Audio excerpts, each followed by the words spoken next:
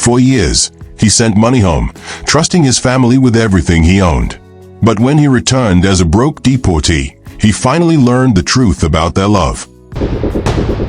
Caleb had been living in the USA for so many years. Life wasn't easy for him when he started, but he kept pushing and working hard. Even though he was far from home, his heart remained in Nigeria, with his wife, Jennifer, and his family. He never forgot his roots. He sent money regularly to his elder brother, Felix, to build a mansion for him and Jennifer, so they would have a comfortable place to stay when he returns. He also sent money to his wife, Jennifer, to open a big supermarket, something they planned would become their retirement business. Jennifer opened it and managed it well. Caleb trusted her completely. Every month, Caleb also sent money to Felix to take care of their aged mother, Mama Stella. He paid for her food, her medicine, and everything she needed. Usually, on the phone, Felix always said the same thing. "Brother, don't worry. I've done everything just as you said. Mama is okay. The house is almost done." Caleb was happy. To him, life was finally falling into place. He worked, he saved, and he sent. But one evening, after a long day at work, he sat in his room in the USA and looked at his family's pictures on WhatsApp. Felix looking fine, Mama Stella looking healthy, and Jennifer looking beautiful. He smiled but then sat up. A question dropped in his heart. All these years, do they really love me? Or do they just love what I send to them? It was a hard question, but it stayed in his mind. After many sleepless nights, Caleb made a decision. He would come back to Nigeria quietly, not as a successful man with luggage and plans, but as a deportee. No announcement, no drama. He just wanted to see with his own eyes how they would treat him if they believed he had nothing left. A few days later, Caleb arrived in Nigeria. He went straight to his brother Felix's house, dragging an old travel bag, dressed simply, looking tired. When Felix saw him at the gate, he was shocked. "Caleb." "Yes, brother. I wanted to surprise you." Felix opened the gate slowly and welcomed him in. "You didn't tell me you were coming back. We just spoke last week." Caleb smiled weakly. "I know. I just wanted to come quietly." Felix led him inside his big, beautiful mansion. Caleb noticed the house was already well furnished, tiled, and shining with luxury, but he didn't say a word. He sat in the guest's room quietly. No questions. No complaints. He just observed. That night, after everyone had gone to bed, Felix stepped out onto the balcony. The air was calm, but his heart wasn't. He was pacing back and forth, talking to himself. Why did he come back just like that? He should have stayed longer. Now everything I've built here will scatter. I've made everyone believe I'm the one doing everything. Paying the bills, building the house, caring for Mama. Even Jennifer sees me like a helper. Why now? Why? He sighed and rubbed his head. Unknown to him, Caleb had quietly walked to the balcony too. He stood behind Felix and said softly, "My brother, why are you worried like this?" Felix turned, startled. "Oh, Caleb, I didn't know you were standing there." Caleb looked down and took a deep breath. "Felix, I was deported because I was framed in the USA for a crime I didn't commit. They took everything I had, my savings and my properties. Everything. They deported me with nothing. I have nothing left. I can't go back, brother. I plan to start afresh here. Maybe a small business. I will try to survive." Felix stood still. His face froze. His mouth opened slightly, but no words came out. He didn't know what to say. For the first time in a long while, he was speechless. Caleb looked into his eyes and smiled sadly. "But don't worry. I don't plan to disturb anyone. I just want peace, and maybe, with time, I'll rise again." Felix was quiet for a while, trying to understand everything Caleb just said. "You mean, you came back with no money?" Felix asked again. Caleb nodded slowly, pain in his eyes. "I didn't plan for it, Felix. I was deported. Everything happened so fast. I just found myself back in Nigeria. I had no choice. But thank God I was still able to send you enough money all these years. At least, the house I asked you to build." Felix stood up sharply from the balcony chair, cutting him off. Which house are you talking about? Caleb looked up at him in confusion. The mansion you assured me you were building. The money I sent every month. Felix, I trusted you. Felix's eyes were now full of anger. Caleb, please don't provoke me this night. Which house? Did I force you to send money? Am I your servant? Caleb stood to his feet, his voice calm but firm. Felix, what are you saying? All the years I worked myself to the bone, I sent you money to build a house for me. You told me you've done everything according to plan. You even sent pictures. Felix shouted, pointing at Caleb. I don't owe you anything, Caleb. I did what I could. And if you think this mansion is yours, then you must be dreaming. Caleb took a step forward, his voice now shaking with pain. What, Felix? Are you saying, this house I'm standing in, the one I thought was mine, is not my house? Felix laughed dryly. This is my house. I built it. I sweated for it. Caleb's heart sank. With whose money, Felix? With whose sweat? I never stopped sending you money. I trusted you with everything. And this is what I get. Felix clenched his fists, his hands shaking with rage. If you came back here expecting me to roll out the red carpet for you, then you better wake up. I don't have anything for you. Go and hustle like every other man. Caleb stood in silence. His heart was beating fast, but not from anger, from shock. So this is it, he whispered. This is what my love and trust brought me. Caleb turned around and began walking slowly back into the house. But just before entering, he paused and looked back at Felix with tears in his eyes. I only came to see love, not war. But now I see the truth clearly. And with that, Caleb left the balcony, his heart heavy, his hope crushed. Felix remained outside, staring into the dark sky, breathing heavily.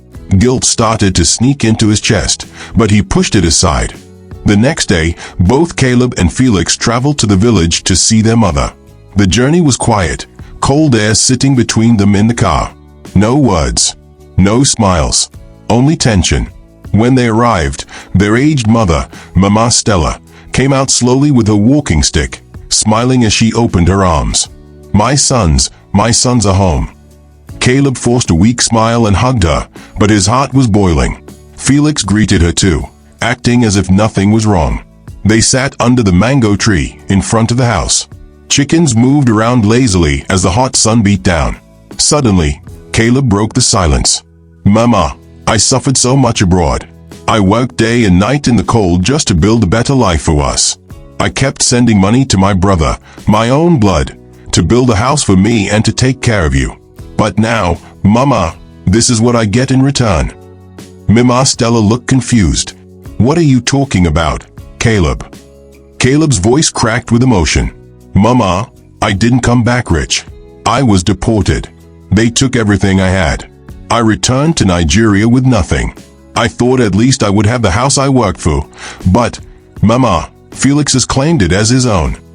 Mama Stella blinked in shock. She turned slowly to Felix. Is this true? Felix didn't say a word. She turned back to Caleb and tried to hold his hand. My son, I know it hurts. But listen to me. When you go back to the USA, you can make money again. Don't worry.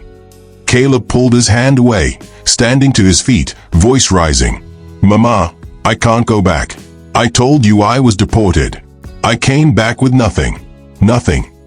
Mama Stella gasped. Caleb continued, his eyes burning. And you think Felix was the one taking care of you? Mama, I sent him every kobo you needed. I sent the money for your food, for your drugs, for everything. Mama Stella looked at Felix, then slowly looked down. She whispered to herself, if I support Caleb now, Felix might get angry and abandon me, and stop sending me money. I'm too old to suffer again. Felix suddenly stood up, clapping his hands in anger. Mama, don't let him confuse you. I don't owe him anything.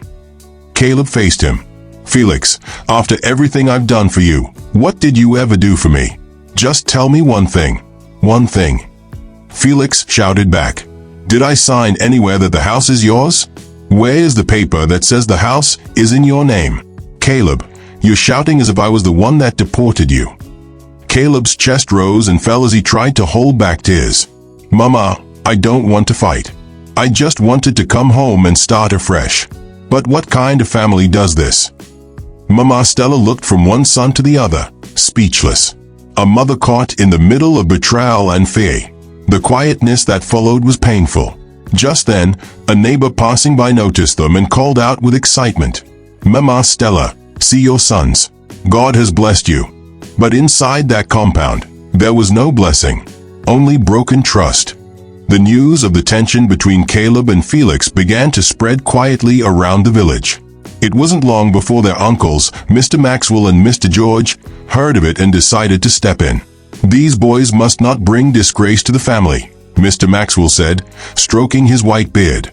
The next morning, they invited both Caleb and Felix to Mr. Maxwell's house to settle the matter like a family. The compound was quiet, only the sound of goats and a distant radio playing old high-life music in the background. Felix came dressed smartly, looking relaxed. Caleb came looking worn, but calm. Chairs were arranged under the guava tree, 4 plastic chairs, 1 for each man. A jug of water and 2 cups sat on a small stool in the middle. The elders sat with their hands crossed, watching the 2 brothers. Mr. Maxwell began, "We are not here to shout. We are here to understand. Caleb, speak your own." Caleb cleared his throat, voice filled with emotion. "I left Nigeria many years ago to hustle in the USA. It wasn't easy. I suffered. But every month, I sent money to my brother Felix, money to build a house for me, so I would have a place to stay when I return with my wife. I also sent money for our mother's upkeep, every single thing. Now I've come back, and I see a mansion, beautiful, big, the same place Felix promised he was building for me. But he says it's not mine." The uncles looked at each other. Felix scoffed and stood up. "Please, let me ask him, Caleb, where is the document that shows the mansion is yours? Do you have any signature, any land paper, anything with your name on it?" Caleb stood too, voice shaking. "I don't have documents. I wasn't in the country. I trusted my own brother. I sent him every kobo for the land, for the cement, the blocks, everything. Is that not enough proof?" Mr. George sighed deeply and looked at Caleb. "But you know how things work in this country. Without documents, there's no proof of ownership. Even if it was your money, you should have secured some papers." Mr. Maxwell added softly, "Caleb, are you saying you have nothing at all? No receipts, no land documents, not even a single witness?" Caleb shook his head slowly. "All I had was trust." The 2 uncles leaned back and looked at each other. After a long pause, Mr. Maxwell finally said, "Since there is no document tying that land or house to you, legally, it belongs to Felix. You may have sent the money, yes, but you were not here, and you didn't secure anything in your name." Caleb's heart dropped. "So, that's it? My own brother gets to take everything, because I trusted him." Felix suddenly clapped loudly and shouted, "Thank you. At least someone is talking sense. I'm tired of this drama." He grabbed his phone and stormed out of the compound in anger, leaving everyone in silence. Caleb sat back down slowly, his eyes wet. "So this is how family works now." The uncles said nothing. Only the birds in the tree above answered with soft chirps. Back in the city that evening, Caleb sat quietly in the corner of the guest room, alone. The lights were off. Only the dim glow from the street light outside the window lit his face. His eyes were red and swollen from crying. He held his head in his hands and whispered to himself, his voice shaking, "What have I done to deserve this kind of betrayal from my own brother? Even Mama, she turned her back on me. My uncles, the same people I respected, the same family I suffered and sacrificed for, now act like I don't exist." A tear rolled down his cheek. He wiped it quietly, sighing deeply, like a man who had lost everything, yet still trying to hold on. The next morning, in the master bedroom, Felix's wife rolled over and tapped her husband. "Darling, please, what is your brother still doing here? You know I've not even cooked properly for 2 days. I have no food to waste on him. Let him go back to his wife." Felix grunted as he stood up. "Don't worry. I'll tell him to leave immediately." That morning, after breakfast, Felix walked into Caleb's room. His hands were in his pockets, his face hard. "Caleb, I think it's time you find somewhere else to stay. I'm giving you just a few days to leave this house." Caleb slowly looked up, confused. What did you just say?" Felix leaned against the doorframe, cold as ice. "Leave my house, or I'll call the police on you." Caleb stood to his feet slowly, his heart burning inside. "Felix, I still can't believe it. I gave you money for this very house. I gave you money for the business you're doing now. I sacrificed my own comfort so you can live well. And this is what I get." Felix didn't blink. "That's your problem. You acted like a fool." Caleb nodded slowly, his eyes full of silent pain. "Okay, I will leave your house. But remember this, the foundation of this mansion is built on betrayal and lies. One day, you will see it with your own eyes." With that, Caleb picked up his small bag, just one old travel bag. He owned nothing anymore. No car, no house, no money, not even a friend. Just brokenness and tears. He walked out of the house slowly, one step at a time. Felix didn't stop him. His wife didn't come out. No one waved goodbye. The door closed behind him, and Caleb was all alone again. He entered a taxi, heading to see his wife and little daughter. There was excitement in his heart, and he smiled all through the trip, remembering all the video call moments he had shared with his daughter. Caleb arrived at his wife Jennifer's apartment late in the afternoon. He stood at the doorway, his small travel bag hanging loosely in his hand. His heart raced with hope. He expected to see a smile from Jennifer, maybe even a tear of joy. But there was nothing. Jennifer stood still, her face blank. "Caleb, why didn't you tell me you were coming back? Why did you come back so suddenly?" Caleb's heart sank. I came back last week. I was staying at Felix's house for a while. Then we traveled to the village to see Mama and..." Jennifer raised her hand sharply, cutting him off. "That is not what I asked you. I said, why did you come back?" Caleb swallowed hard. "Jennifer, I was deported. I was framed and accused. They took everything I worked for, left me with nothing, and sent me back home. I came back with only a few of my clothes." Jennifer's eyes narrowed. "So, after so many years, you came back with nothing. You have the guts to show yourself, eh? You were supposed to come back as a man, with money. So who exactly do you expect to feed you now?" Caleb's mouth opened in shock. "Jennifer, what are you saying? Have you forgotten we have a joint supermarket business? I worked so hard and sent you money to set up everything you needed. I gave you the capital to make it big. You're acting like I have nothing to do with it." Jennifer folded her arms. "Do you even know how much effort and hard work I've put into this business? And now you come back empty-handed, expecting me to clap for you." Caleb stepped closer, voice trembling. "What are you saying, Jennifer? This is our dream business. I worked day and night so you could handle it for our future. That's why I gave you enough money to make it big." Jennifer laughed coldly. "Yes, you worked hard, but you wasted all your money on your family. You sent money to your brother, to your mother, to everyone else, and forgot yourself. Look at you now, a man who couldn't even secure his own future. How can you secure our future when you can't even secure your own? You should be ashamed to stand here after so many years away. You left when your daughter was 2-year-old. Now she's 9, and you came back with nothing." Her lips curved into a mocking smile. "Maybe I should open a wine for us, to celebrate your failure." Caleb's heart twisted painfully. "Jennifer, I can't believe this is you. After all the love, the trust, the years apart. You never lacked anything while I was away.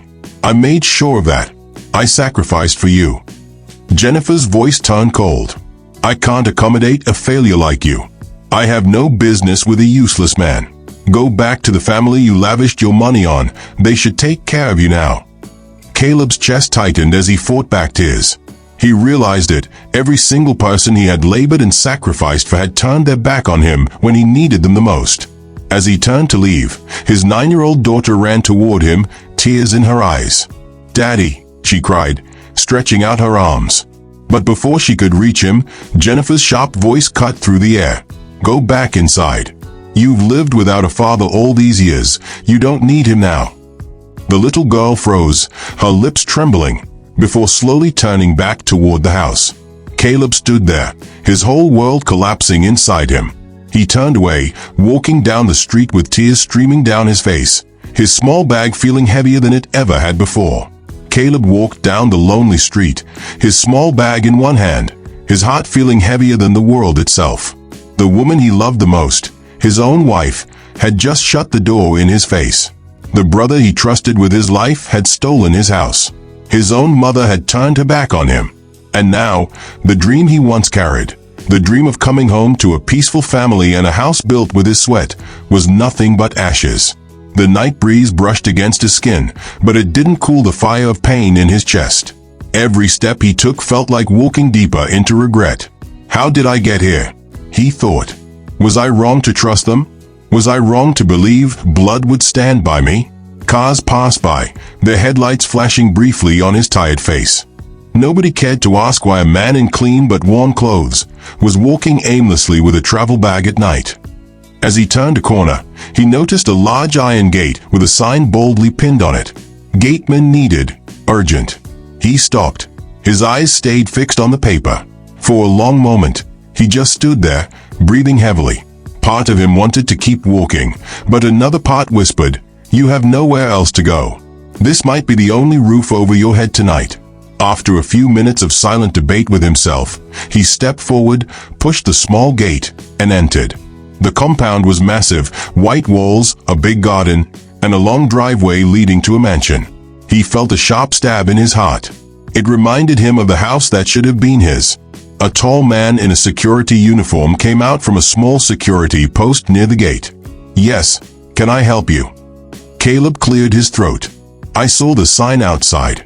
I want to apply for the job." The man eyed him up and down. "Wait here."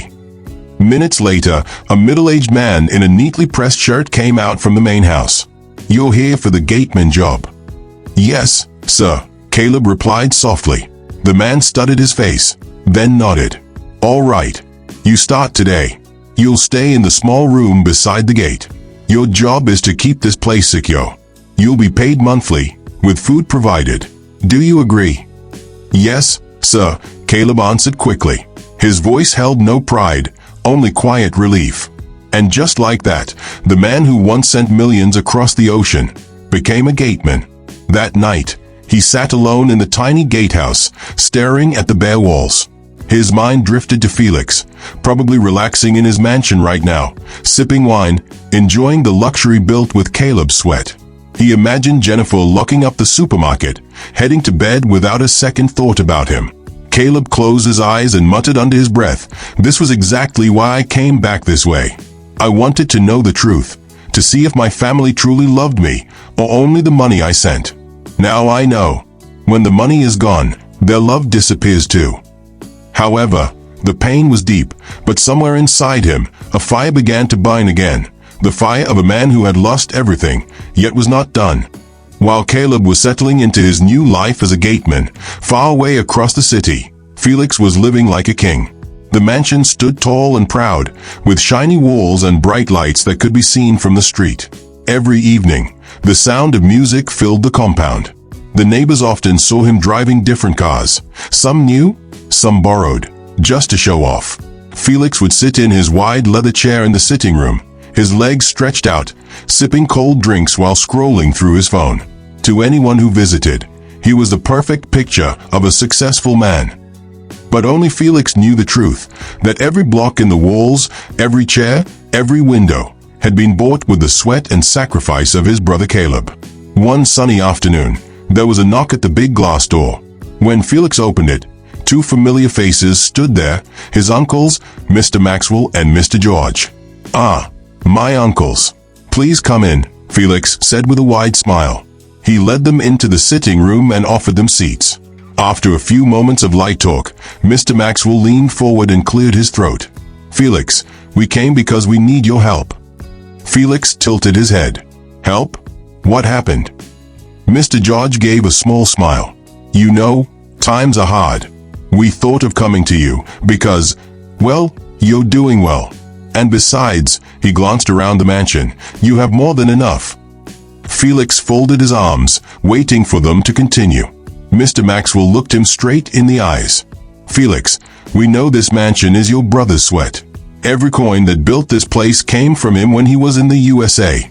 But when the matter came up, we decided to side with you. Felix raised his eyebrows slightly but said nothing. Mr. Maxwell continued, we didn't side with Caleb because, frankly, he wasn't a wise man. That's why he ended up deported, jobless, and bankrupt. But you, he waved his hand around the room, you have money, and you've promised to take care of us. Mr. George nodded in agreement. Yes, Felix. That's why we stood by you when he accused you. We knew, with you, we could get something. So now, we have come to collect. Felix leaned back in his chair and gave a slow smile. He liked the sound of that. He stood up and went to a small safe in the corner of the room. Pulling out a bundle of cash, he placed it on the table in front of them. Hey, for both of you. And don't worry, there's more where that came from, as long as you remain on my side. The two uncles grinned, picking up the money like children grabbing sweets. Ah, Felix, you are a good man, Mr. George said. Caleb may be blood, but you are the one who knows how to take care of family. Felix smiled to himself as they left. He poured himself another drink, feeling proud. In his mind, he had won. Caleb was gone, his uncles were loyal, and the mansion was his. But far away, in a small gatehouse, a man who had been betrayed by everyone was quietly planning his rise. It had been a month since Caleb started his job as a gateman. Life was quiet, simple, and lonely.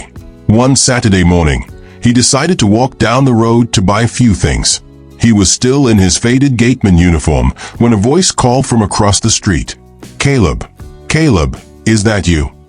He turned around slowly, and there, standing beside a small shop, was Michael, an old friend from years ago. Michael's eyes widened. Caleb, I thought you were still in the USA. What happened? Why are you in a gateman uniform? Caleb forced a small smile, but it didn't reach his eyes. It's a long story, Michael. I was deported. Came back with nothing. Michael's jaw dropped. Deported? But where do you live now? Caleb looked away. I have nowhere, really. Just managing in the small gatehouse they gave me at work. Michael shook his head slowly. Caleb, you don't deserve this. I can never forget what you did for me and my family. Caleb frowned slightly. What do you mean? Michael stepped closer, his voice filled with emotion. 4 years ago, when my wife gave birth through a cesarean section, I had no money to pay the hospital bill. I was desperate. I sent you a message on WhatsApp, remember? And without asking questions, you sent me the full amount. You saved my wife's life, Caleb. You gave me hope when I had nothing. And now, to see you like this. Michael's voice cracked as he shook his head. No, I can't watch this happen to you. You will not sleep in a gatehouse again. You can stay in my house and go to work from there. Caleb was silent for a moment. He felt his throat tighten. This was the first genuine kindness he had seen since coming back. Michael, thank you, he said softly. Later that afternoon, Michael took him home. It was a modest 2-bedroom apartment, but it was warm and welcoming. Michael's wife, Lillian, came out as they entered. Ah, darling, welcome. Who is this? She asked with a curious smile. Michael placed a hand on Caleb's shoulder. This is my friend I've told you about, the man who paid your hospital bill when you gave birth. 4 years ago, he was in the USA then. Lillian's eyes widened. She stepped forward and greeted Caleb warmly. So you are the one. God bless you. You may have forgotten, but we will never forget what you did for us. You gave us joy when we could have lost everything. Caleb tried to smile, but his eyes were wet. It was nothing. I only did what anyone with a heart should do. No, Lillian said firmly, it was not nothing. And you will always have a place in this home. They welcomed him like family, even though they didn't have much. That evening, as they sat together eating simple rice and stew, Michael's face was still full of shock. Caleb, what about your wife? What about your brother? He asked quietly. Caleb's smile faded. Slowly, he told them the truth. How his brother took the mansion he built with his own sweat. How his wife threw him out because he returned with nothing. How his mother and uncles sided against him. Michael's fists clenched on the table. Why? Why would a family abandon their own like that? After all the sacrifices you made for them, after all the love you gave, how can people be so wicked? Caleb's eyes burned. I thought they loved me. I thought blood was everything.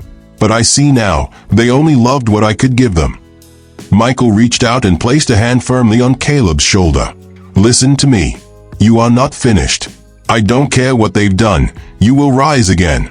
And when you do, every single one of them will know what they lost. Caleb lowered his head, his heart still heavy, but for the first time in a long while, a small flicker of hope warmed his chest. A few months later, everything still looked perfect for Felix. His love for showing off had become his signature. Every weekend, he hosted parties in the mansion, music loud enough for the whole street, expensive drinks flowing like water, and flashy cars parked in his compound. He loved attention. He loved to be seen. To everyone, he was the rich man on the hill. But deep inside, Felix had forgotten where his blessings came from, and whose sweat built the foundation of his wealth. One Friday night, after another loud party, Felix and his wife, Jane, decided to take a late-night drive around the city. The road was quiet, the breeze cool, and the streets glowed under the dim streetlights. Felix was behind the wheel of his new SUV, one hand on the steering, the other holding a drink. His wife sat beside him, scrolling through her phone, laughing at messages from her friends. "Darling," she said, smiling proudly, "people can't stop talking about our party. You're the talk of the town." Felix grinned, taking another sip. "That's how it should be. Let them talk. Nobody in this area can match me." He was still speaking when bright headlights suddenly flashed from the opposite lane. A truck was overtaking carelessly, coming straight at them. "Felix, look out!" Jane screamed. He tried to swerve, but it was too late. A loud crash tore through the night. Glass shattered. Metal twisted. Screams filled the darkness. 2 days later, Felix woke up in a hospital bed, his head bandaged, his body covered in bruises. He could barely move. Beside him, his wife lay unconscious, her face pale, her leg in a cast. A doctor walked in quietly. "You're both lucky to be alive," he said. "But your wife will need major surgery soon, or she may never walk properly again. The cost will be very high." Felix's heart sank. "How much?" "About 20 million Nigerian nairas," the doctor replied. "And that's only the beginning." Felix's mind went blank. Jane's condition was serious, and the hospital bills began to pile up quickly. To save her life, Felix sold everything. The expensive cars, the jewelry, even the designer clothes he once bragged about. He emptied every account, but no matter how much he paid, the bills kept coming. Each passing day, the money ran out faster than he could find it. Piece by piece, their wealth vanished. By the time all the phases of the surgery were over, they had nothing left but the mansion itself. 2 months later, Felix and Jane returned home from the hospital. The compound was silent. No visitors. No laughter. No noise. Just the cold walls of the mansion staring back at them. Felix stood at the balcony, looking around at what was left of his so-called perfect life. For the first time since taking Caleb's house, he felt something he had never felt before: regret. The taste of luxury was gone. And as the wind blew across the empty compound, Felix finally began to understand what it meant to lose everything he never truly owned. Days turned into weeks, and life became harder for Felix and his wife, Jane. After selling almost everything to save her life, the only thing they had left was the mansion Caleb's sweat had built. The hospital bills had drained all their money. To keep surviving, Felix used the mansion as collateral to start a new business, hoping it would bring money back into their lives. At first, it seemed promising, but without enough capital to sustain it, the business collapsed within months. Debts began to pile up. The bank started calling, demanding repayment. Then came another blow.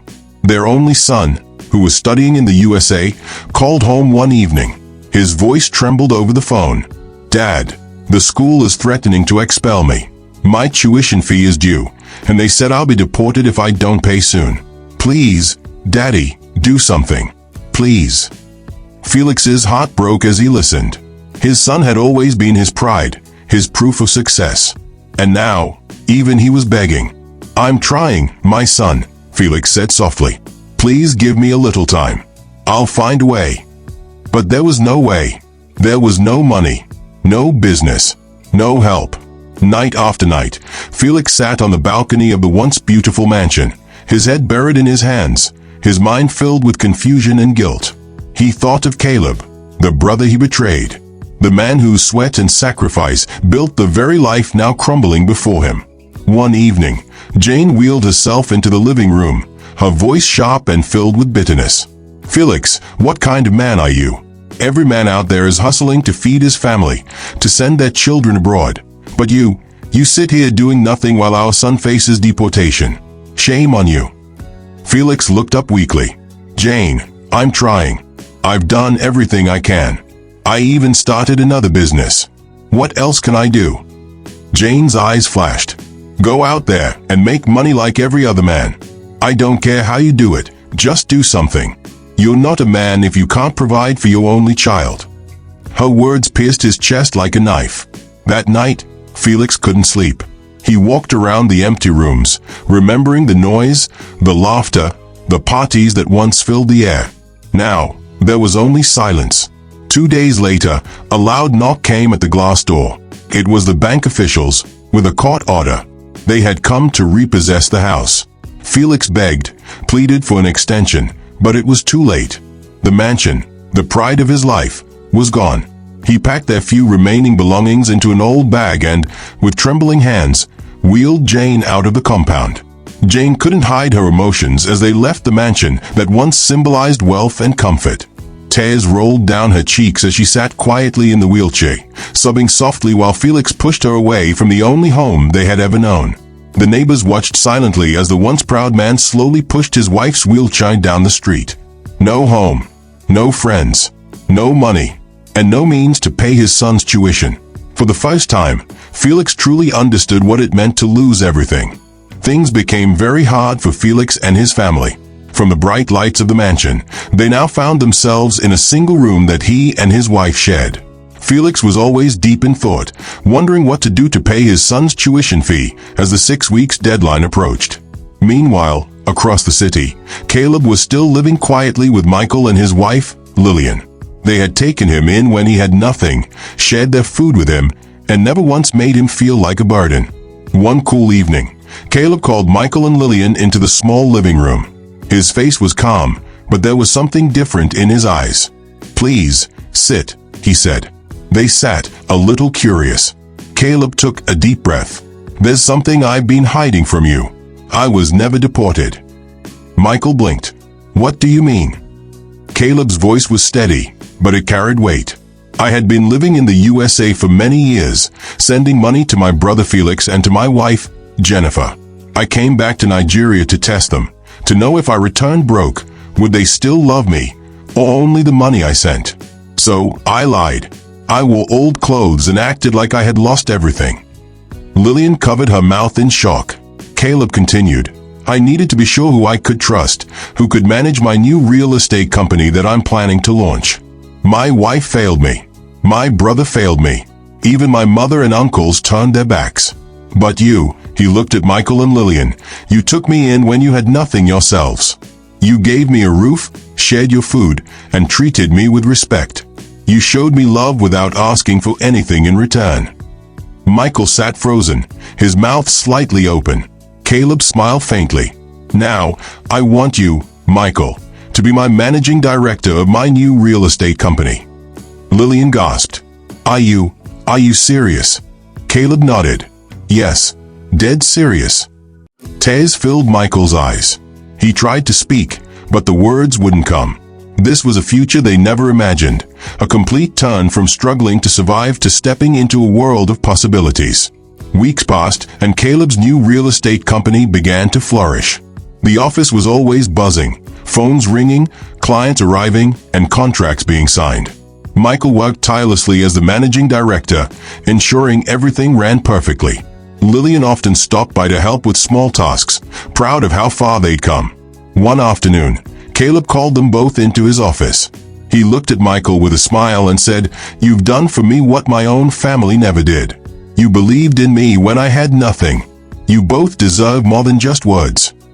He opened a small box and handed Michael a set of keys. They stared at it in shock. "It's a car," Caleb said softly. "A small token of appreciation for your loyalty and your love." Lillian's hands trembled as she held the car key. Tears streamed down her face. "We never imagined kindness could be rewarded like this. Thank you, Caleb." Caleb smiled warmly. "No, thank you. You reminded me what real love looks like." Weeks later, Caleb's real estate company grew beyond anything he had ever dreamed. The office was alive with activity. His name began to spread far and wide. Newspapers wrote about him. Billboards carried his company logo.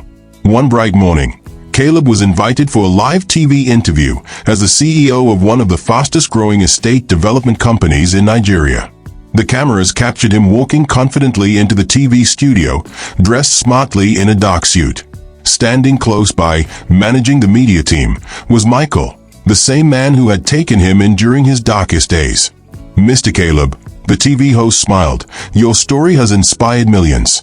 From humble beginnings to being the CEO of one of the largest estate companies in the country, what's your secret?" Caleb's voice was calm but firm. "Success is not just about money. It's about people. The people you trust, the people who stand by you when you have nothing.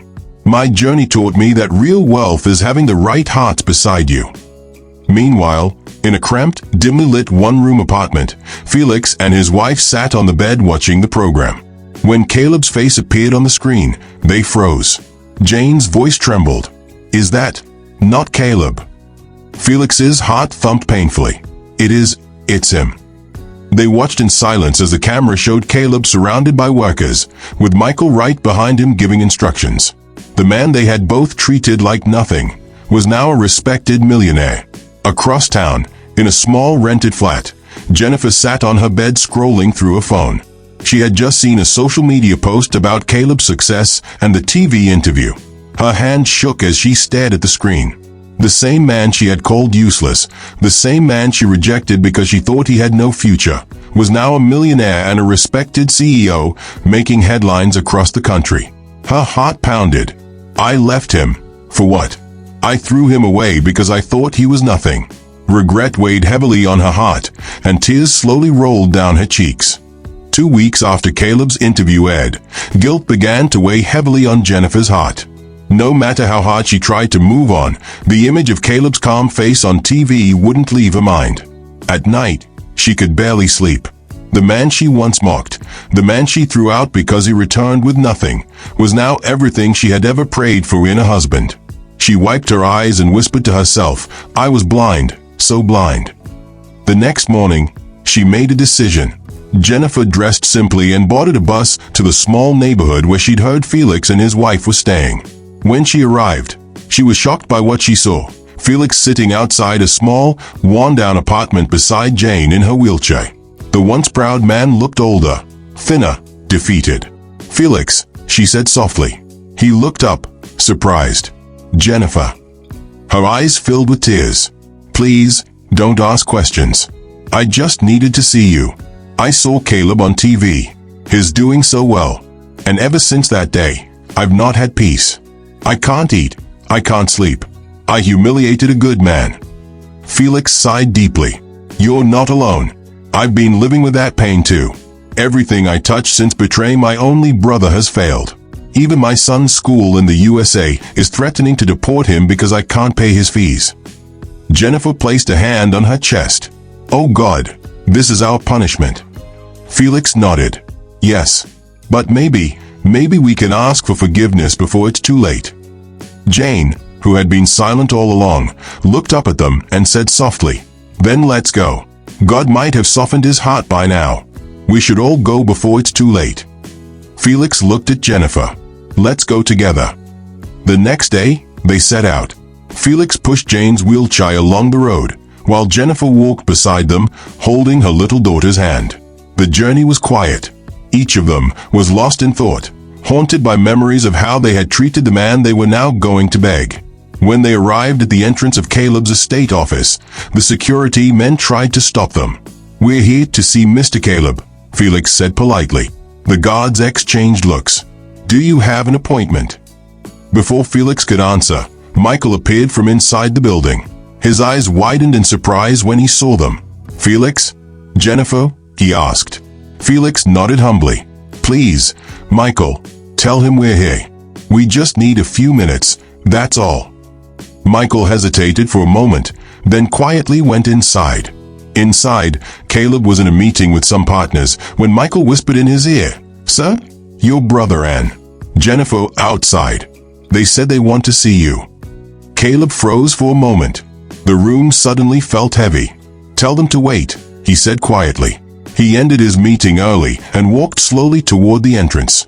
When the glass doors opened, his daughter immediately broke free from Jennifer's hand and ran straight into his arms, calling out, "Daddy." Caleb bent down quickly, hugging her tightly as tears filled his eyes. Jennifer stood frozen, her lips trembling as she watched them. "Daddy, I missed you," the little girl whispered. Caleb held her close, his voice barely steady. "I missed you too, my angel." Caleb looked up. Then Felix immediately fell to his knees. "Brother, please forgive me," he said, tears already streaming down his face. "I wronged you. I let greed destroy my heart. I betrayed your trust. Everything I touched since then has turned against me." His voice cracked as he continued, "My son's school in the USA is threatening to deport him because I can't pay his fees. I've lost everything, Caleb. The house, the business, even respect. Please, help me. Please find it in your heart to forgive me and give me one last chance." Caleb looked at him quietly. His heart was heavy, but he wanted to speak. Before he could, Jennifer cut in, sobbing. She stepped forward slowly, her voice breaking. "Caleb, I don't even know how to start. You gave me everything, and I threw it all away. I called you useless. I humiliated you. I'm not here to ask for pity. I just came to say sorry. You didn't deserve the way I treated you." For a moment, the only sound was the wind blowing through the compound. Caleb finally spoke. His voice was calm but heavy. "I've learned a lot in the past months. I've learned that life repays everyone according to their deeds. I've also learned that forgiveness takes time." He took a step closer. "I can't say I've forgotten the pain. I haven't. But I won't turn my back on your son, Felix. Send me his school details. I'll pay his tuition in full." Felix gasped, overwhelmed. "Brother, thank you. Thank you so much." He wept openly, and Jane also thanked Caleb while sobbing. Caleb turned to Jennifer and said, "Jennifer, the court sent a letter last week." He reached into his briefcase and pulled out a folded envelope. "They've approved shared custody of our daughter. She'll stay with you from Monday to Thursday, and with me from Friday to Sunday, alternating weekly." Jennifer covered her mouth, tears flowing freely. "Caleb, you're still so kind. I don't deserve this." Caleb looked away, his voice soft but distant. "This isn't about kindness. It's about doing what's right. But I'm not ready to have either of you in my life again. I'm not angry anymore, just not ready. Maybe one day, when the wounds heal, we can all start over. But not now." After a brief silence, he turned to his daughter, lifted her into his arms, and walked slowly toward his car. He helped her into the back seat, got in, and drove away slowly. Felix, Jane, and Jennifer stood there watching, silent, broken, and full of regret. The sound of the car engine faded into the distance, leaving only the whisper of the wind and the ache of what they had lost. 2 months later, during Christmas, joy filled the air once again. The sound of drums, laughter, and distant Christmas songs echoed through the neighborhood. That morning, Caleb had organized a surprise for his mother, Mama Stella. It was something she never expected. A brand new house, beautifully furnished and shining like hope itself. Family members, neighbors, and friends gathered to celebrate the housewarming. The compound was beautifully decorated with balloons and ribbons, and the sweet smell of fresh paint and jollof rice filled the air. Even Felix, his wife Jane, and Jennifer were there. Jane, who had once been confined to a wheelchair, could now walk again, slowly, but with gratitude in her eyes. Yet, As they stood among the crowd, there was a quiet sadness around them. Felix, Jane, and Jennifer watched from a distance, their smiles faint and their hearts heavy with shame. They were still haunted by the memory of how they once treated Caleb. A few minutes later, the music went down, and everyone gathered in front of the new house. When it was time, Caleb stood beside his smiling mother and handed her the keys. "Mama," he said warmly, "this is your house now. You've suffered enough. You deserve peace, comfort, and joy for the rest of your days." Mama Stella burst into tears of happiness and hugged him tightly. "My son, may God bless you. You've made my old age sweet." The crowd clapped and cheered, singing and dancing as she raised the keys high in excitement. But a few moments later, Caleb raised his hand for silence. His voice grew calm and serious. "There's something I need to say," he began. "A confession I've carried in my heart for too long." The compound grew quiet. Everyone turned to him. "I was never deported," Caleb said slowly. "I wanted to test my family. I had been away for many years, sending money without seeing you. I planned to open my real estate company, but I didn't know who to trust with it. So I came back pretending to be broke, lying that I was deported, just to see if the love would still be there without the money. But you all failed me." Gasps filled the air. Mama Stella's smile faded as she covered her mouth in shock. Felix stood frozen, guilt tearing through him. Caleb continued, "But along the way, I found love outside the family, through Michael and his wife. They took me in when I had nothing. They gave me food, shelter, and respect. That's what family is supposed to be." Jennifer covered her face and sobbed. Felix lowered his head, too ashamed to speak. After a pause, Caleb took a deep breath and added quietly, "But it's all in the past now. I've moved on. I've learned to forgive. After all, we're still family." Mama Stella reached out and hugged him tightly, tears of joy returning to her eyes. "My son, you have a good heart. May your blessings never end." The music started again. People clapped and danced.